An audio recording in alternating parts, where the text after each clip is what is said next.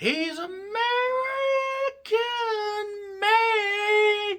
He has a red, white, and blue running through his veins. Doot, doot, doot, doot, doot, doot, doot, doot, doot. He was born and raised in the US of A. Explains a lot given where he was born. But he's government expected. He's US grade. And he hates all the blacks across the USA. He's American made. American. He was undefeated for a number of days. If that didn't work for him, brother, he'd tell you. And man, if he told you that, you knew you were through. Hulk Hogan, one of the greatest attractions in professional wrestling history. From the time that he arrived in the AWA all the way through the WWF, at least most of that run. And when he showed up in WCW, it was gangbusters. It also broke Ted Turner's checkbook, shall we say. Not really, because he had a lot more money than most people. But man, when Hogan arrived, it was a hell of a goddamn deal. And then he would go on a massive undefeated streak and make sure, well, I'm not going to lose because that doesn't work for me, brother. And boy, oh boy.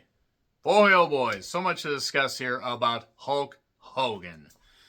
I'm John Randall with my real honest thoughts on wrestling's undefeated streaks. Who benefited? Episode 3, Hulk Hogan. Now, I could go all the way to Halloween Havoc 95, where he did lose the WCW title. If I wanted to go to an actual loss, I'd have to go about a year later. He was undefeated for quite a goddamn while. It was really, really ridiculous. And yes, one of the greatest attractions in professional wrestling history. Randy Savage is always better, in my personal opinion. But everybody knows who Hulk Hogan is. Now in 2025, everybody knows who Hulk Hogan truly was all this time.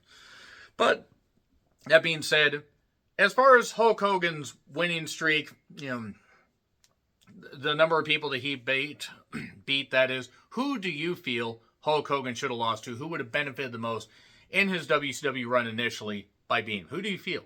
Who do you feel would have benefited? So that being said, he did sign for big money. He faced off against Ric Flair at Bash at the Beach 94. Big iconic match. Biggest pay-per-view buy rate I think the WCW had in many years, possibly ever. So I think they only had 200,000 pay-per-view buys at one point. I think that was for... It was for either Great American Bash 88 or 89. I'm trying to remember. But it was a big deal. He beat Flair for the world title. And then he would have a match. He'd have a confrontation, on a Clash just the following month, which would end in shenanigans, but he would, of course, not take a pinfall loss. That's what I'm really talking about here. Because it's not it's not like, a DQ or a count out, that kind of stuff. It's taking an actual pinfall or submission loss. So that's why this might be a little bit of a longer video than normal. So, Fallbro 94, that was Dusty's team against the Stud Stable in War Games. And Hogan was not there because he was selling an injury. And then against Flair at Halloween Havoc 94, cage match, title versus retirement, or title versus career. Mr. T was the referee. A guy in black clothes came out and took out Sting and Jimmy Hart. And after Hogan won, well, let's just say the masked man was revealed to be a man that had butchered the friendship. It was Brutus Beefcake. They had Brutus fucking Beefcake thrust into the main event because Eric Bischoff hated wrestling fans. There is no other reason why this would happen. And yes, you have to cater to Hogan. You have to do this stuff. I get it. To an extent. I mean, they brought the Honky Tonk Man in, and that didn't work out. And then they decided to just keep on rolling and go to Starrcade 94. And yes, they did syndicated TV tapings. They did Saturday Night's Main Event. I'm not going to get into all that stuff. So that would take a lot of inspecting. And they would do clashes. They were starting to minimize the clashes at this point. I think in 94, they maybe did 4. I think by 95, they were doing 3. I think 96, 97, they did 2. The last Clash of Champions, until WWE revived it, sometime in 2016. No, it was they revived Night of Champions, but so they just kind of put their own spin on it. The whole point is that after August of 97, they didn't have any more clashes. But yeah, after defeating the Butcher, which I can't hear that word without thinking of Trap. And anybody that told M. Night Shyamalan Ding Dong's daughter that she should act, how dare you? How dare you? You need to be banned from Hollywood. But yeah, he beat the Butcher. Your husband's the Butcher. Oh, you stupid bitch. Anyway, they should have done more takes. Oh, wait, that was the best take they had. Check out my review of Trap if you want. Vader confronted him and was like, I'm the U.S. champion. I'm the #1 contender. So we're going to do Super Brawl 95. Which, yeah. That was certainly something. We couldn't have Vader beat Hogan straight up. That would make too much goddamn sense. So they would continue to do shenanigans and continue to do bullshit and stuff like that to keep Hogan's undefeated streak alive. No pinfalls, no submissions, brother. But Flair would show up in drag at one point, I believe during this, if I recall correctly, and he would get his ass beat. Flair, who had retired at Halloween Havoc 94 and was supposed to have maybe 6 months to a year off, was called back within a few months. And yeah, that worked.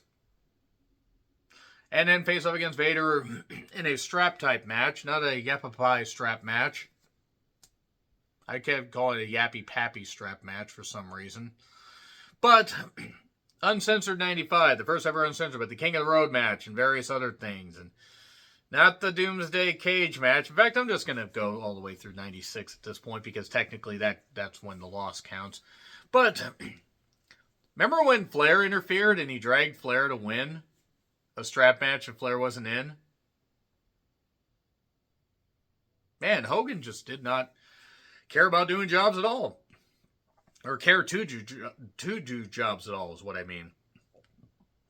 He dragged Flair to win and then teamed up with Savage against, I believe, Flair and Vader at Slamboree. It's either Flair and Vader or Flair and Arn. Some of these matches mixed together a little bit, so I do apologize. I tried to push quite a bit of this out of my memory. But the thing is, a tag match at Slamboree, that sort of made sense. I mean, you're teaming with Savage, who again was always better than Hogan. And Savage would face off against Flair at Great American Bash 95. Hogan wasn't there. And then Bash at the Beach 95 in the Steel Cage match against Vader. It was Vader's last pay-per-view appearance. Because he would actually, I believe, injure his shoulder here, if I recall correctly.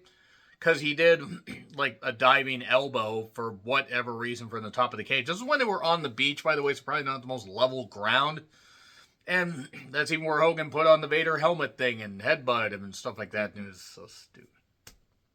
Buried the fuck out of it. Vader was toast at that point. And it seemed like Vader was going to turn face and maybe be part of Hogan's stable. They didn't get that far. Vader got in a fight with Paul Orndorff, and that, due to a variety of other issues, led to Vader's dismissal. So, Hogan would then have the Nitro debut. He would then have the confrontation with Luger, who had shown up early on in the show. And then, we would have the Dungeon of Doom feud. Hogan would turn to the dark side. He would have the weird mask and the Zorro, or the medieval sword. And it made no sense. His promos were nonsensical. I mean, more nonsensical than usual. And then we would go to Fall Brawl 95, where he would team with Sting, Luger, and Savage against the Dungeon of Doom. And I believe Kamala was part of that. And that was a favor from Hogan. Hogan felt that Kamala would, be beneficial because Kamala had been part of, like, some big moments in WWF. And it was still called WWF at the time. That was a pretty tame War Games match, in all honesty. No blood, no whatever. Hogan and his team were dressed up like military guys for some reason. And then he faced up against a Giant. Where just before this, on the Nitro, something burst out of the goddamn iceberg. It was the Yeti, but we didn't get to see what the Yeti looked like. We kind of got to see it, but oh boy. So then the monster truck battle, where he beat the Giant. The Giant fell to his death off the building, off the Cobo Hall. Except he didn't. He showed up a little bit later when Hogan tried to apologize, and Hogan had Jimmy Hart in his corner. The Giant showed up with Kevin Sullivan, the Taskmaster. And then it was a very slow, plodding match where the referee got knocked out at one point. Jimmy Hart knocked out the referee because Jimmy Hart was turning heels. Savage and Luger had their tension.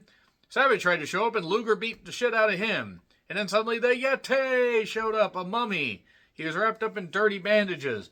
And him and the Giant proceeded to try to penetrate Hulk Hogan from both sides.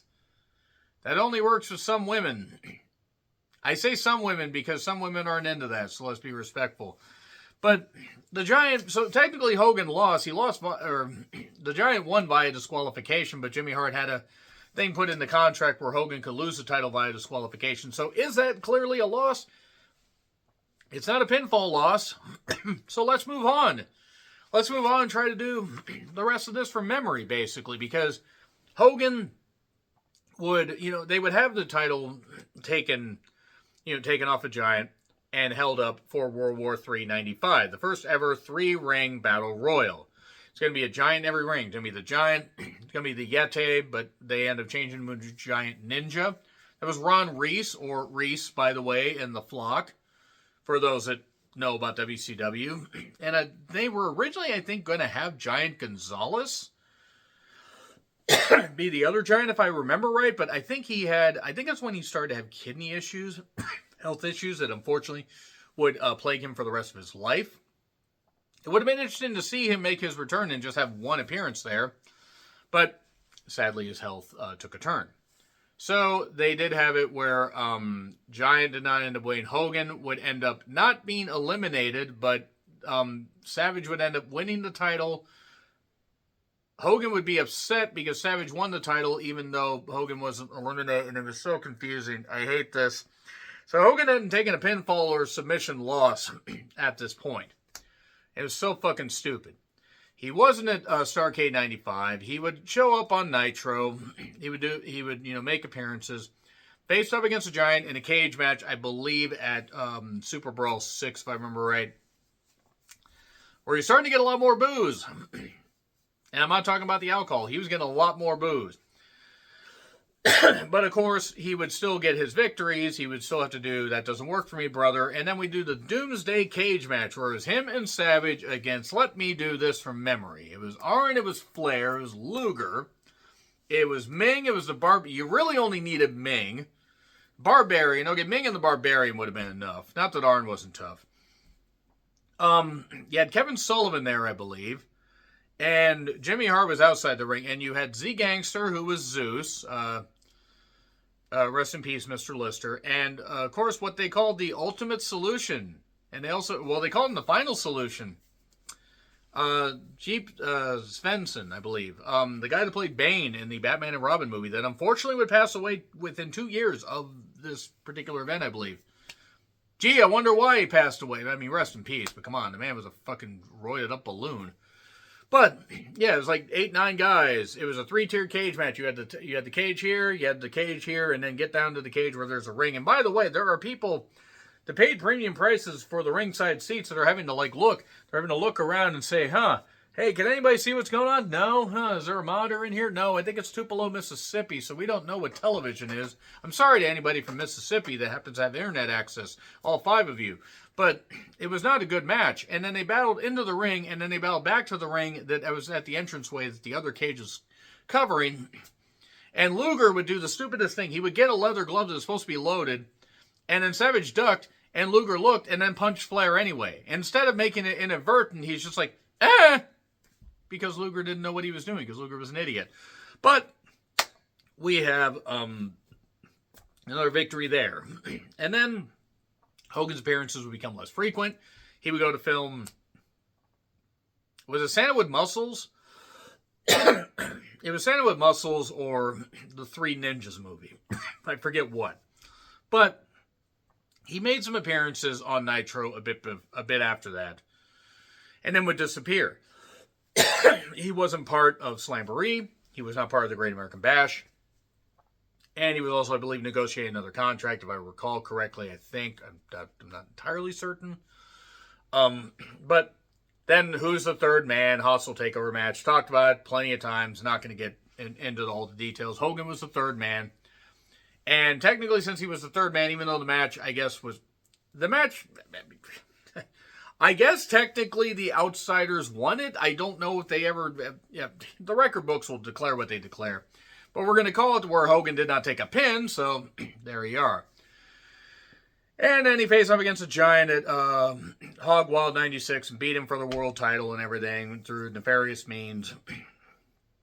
And then he was part of the cage match, the Team NWO versus Team WCW, fake Sting, real Sting, all that. Is that good enough for you right there? And that's it.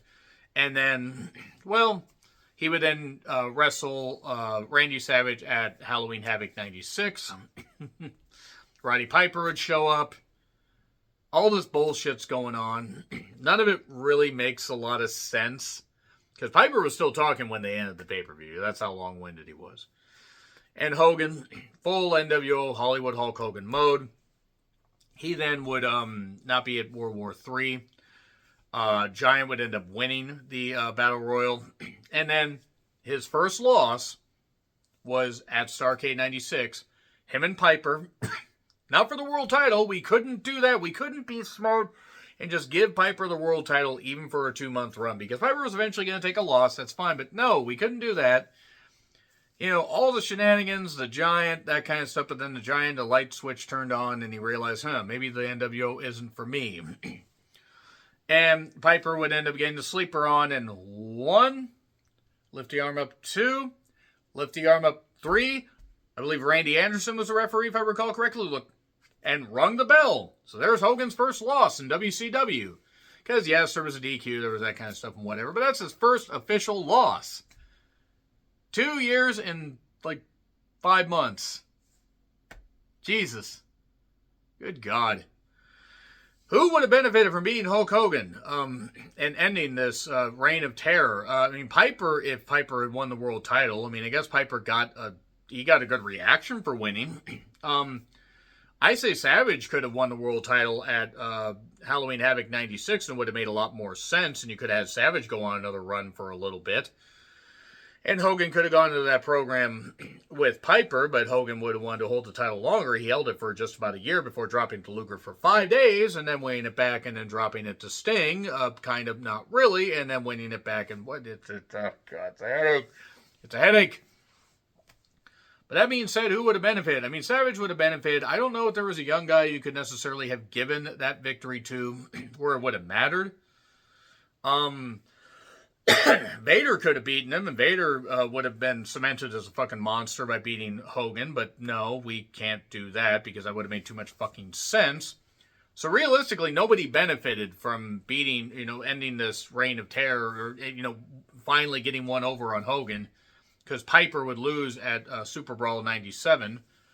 After staying in Alcatraz for a bit. Was it Alcatraz? I think that was the Alcatraz one, if I recall correctly.